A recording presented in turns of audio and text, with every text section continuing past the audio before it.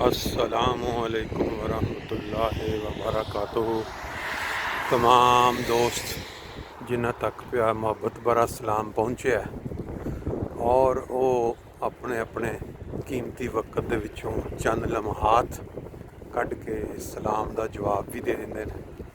उन्होंने बहुत बहुत मशहूर, क्योंकि इंसान बहुत ज़्यादा मसरूफ़ है। इंसान दुनिया दे विच बाज़ औकात इन्ना भी टाइम नहीं मिलता कि सलाम का तोहफा पहुँचने के बाद अगों वालेकुम अस्सलाम कहने की भी तौफीक मिल सके।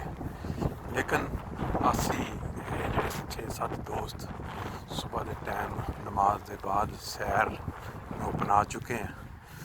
उन्होंने वालों भी ते खाक साहब वालों भी रोज़ाना सलाम का तोहफा जोड़ा वो पहुँचाने की कोशिश करते रहने नाल जेडे खूबसूरत नज़ारे अल्लाह ताला ने अता किते ने इंसानों को। इन्ना खूबसूरत मौसम है। अज 12 टैंपरेचर, चंद दिन पहला यही -5 -7 सी ते हवा हल्की हल्की चल रही और सैर का बड़ा लुत्फ आ रहा है।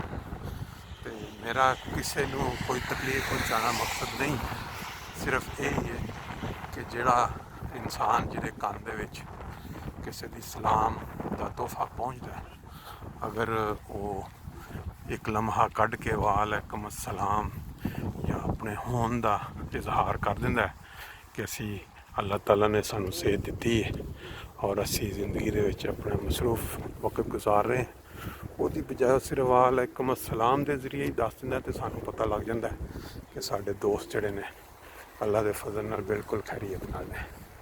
तो बाकी हर इंसान अपनी मर्जी का मालिक है।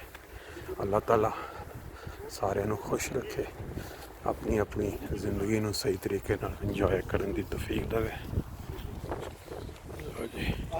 साडी टीम अपनी सैर मुकम्मल करके ते अपनी मंजिल ते वापस पहुँच गई है।